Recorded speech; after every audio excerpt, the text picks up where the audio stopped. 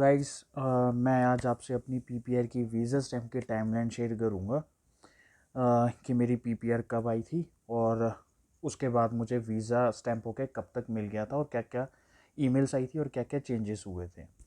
तो मेरी PPR 13 Feb को आ गई थी और उससे नेक्स्ट डे 14 फ़ेब को मैंने वीएफएस के मैंने पेमेंट की थी वीएफएस की और साथ में आईआरसीसी का वेफर्म राइज किया था। तो मुझे 14 फ़ेब को जिस दिन मैंने पेमेंट की तो उस दिन मुझे एक ईमेल आई थी और ईमेल थी ये, जिसमें मुझे AWB नंबर मिल गया था। ये ब्लू डार्ट का ट्रैकिंग आईडी नंबर है। तो जैसे ही मुझे ये मिला तो 15 फ़ेब को मेरा पासपोर्ट पिकअप हो गया था और पासपोर्ट जैसे ही मेरा पिक हुआ तो उसके बाद में मैंने AWB नंबर डाल के जब ट्रैक किया तो मेरे पासपोर्ट के मुझे स्टेटस पता चला कि 15 फ़ेब को पिक हुआ था और जब मैं डेली ये चेक कर रहा था तो 17 फ़ेब को VFS पे फाइनली ये मेरा पासपोर्ट पहुंच गया था। मेरा पासपोर्ट VFS हैदराबाद पहुंचा था। तो आप कभी ये मत सोचना कि आपने बायोमेट्रिक चंडीगढ़ करवाई है VFS तो आपका पासपोर्ट यहाँ से दिल्ली जाएगा, ऐसा नहीं होता। मैंने चंडीगढ़ बायोमेट्रिक करवाई थी अपनी, बट मेरा पासपोर्ट हैदराबाद गया था और हैदराबाद से फिर दिल्ली गया था, फिर दिल्ली से डायरेक्ट मेरे घर पर आया था। तो जब ये 15 फ़ेब को ये मुझे मिला, 15 फ़ेब को मेरा पासपोर्ट पिक हुआ और 17 फ़ेब को मिल गया।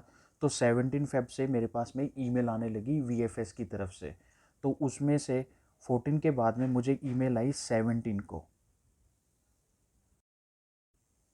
तो 17 को मुझे पहली ईमेल आई थी। बट हाँ गाइस, जब आप वेब फॉर्म राइज करते हो तो उसमें अपनी ईमेल आईडी और मोबाइल नंबर प्लीज़ अपडेट कर देना ताकि आपको एसएमएस और ईमेल्स अपडेट मिलते रहें। अगर आप वो नहीं करते तो आपको नहीं मिलते। मेरे फ्रेंड ने मोबाइल नंबर नहीं डाला था, उसको एसएमएस नहीं आ रहे थे। तो आप इस चीज़ का बहुत ध्यान रखना। तो मुझे 17 फ़ेब को जो ईमेल आई थी तो उसमें मेरा visa application tracking ID number था और जिससे मैं VFS के वहाँ पर जाके वीज़ा अपना ये एप्लीकेशन के थ्रू भी ट्रैक कर सकता था कि क्या स्टेटस है मेरी एप्लीकेशन का। तो 17 को एक्चुअली मुझे 3 ईमेल आई थी। 3 में से फर्स्ट ईमेल ये थी और सेकंड जो ईमेल थी ट्रैकिंग आईडी के साथ में AWB नंबर भी दिया गया था।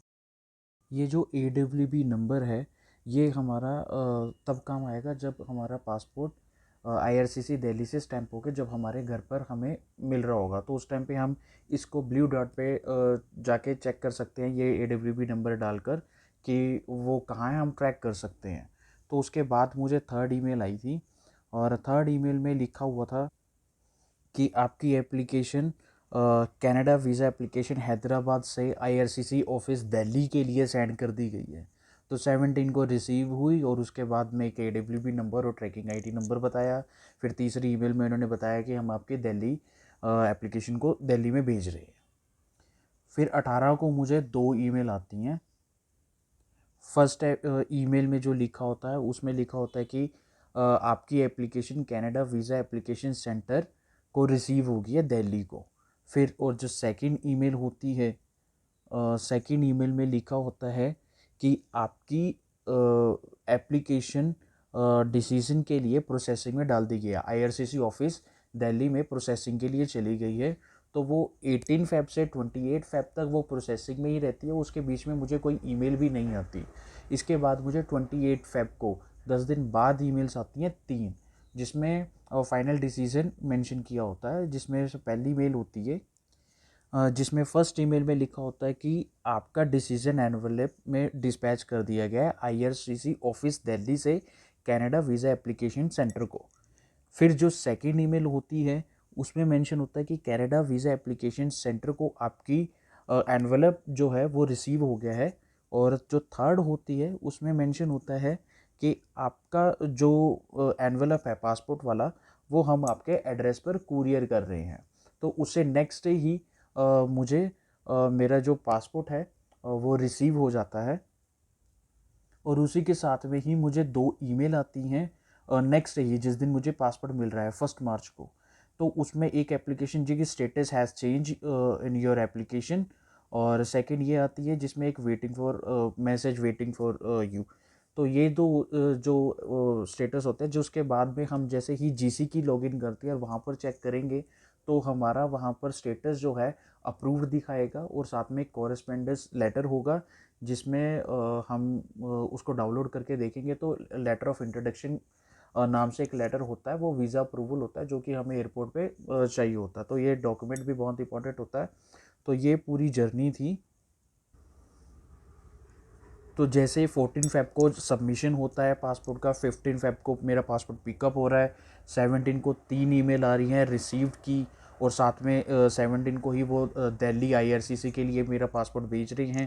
18 को मेरे को 2 ईमेल आती है जिसमें लिखा होता है कि दिल्ली को आईआरसीसी दिल्ली को मेरा पासपोर्ट रिसीव हुआ है। उसके 10 दिन बाद 28 फ़ेब को 3 ईमेल आती है जिसमें वो बताते हैं कि हमने वीज़ा स्टैंप लगा दी, और साथ में डिस्पैच के लिए ईमेल्स आती हैं।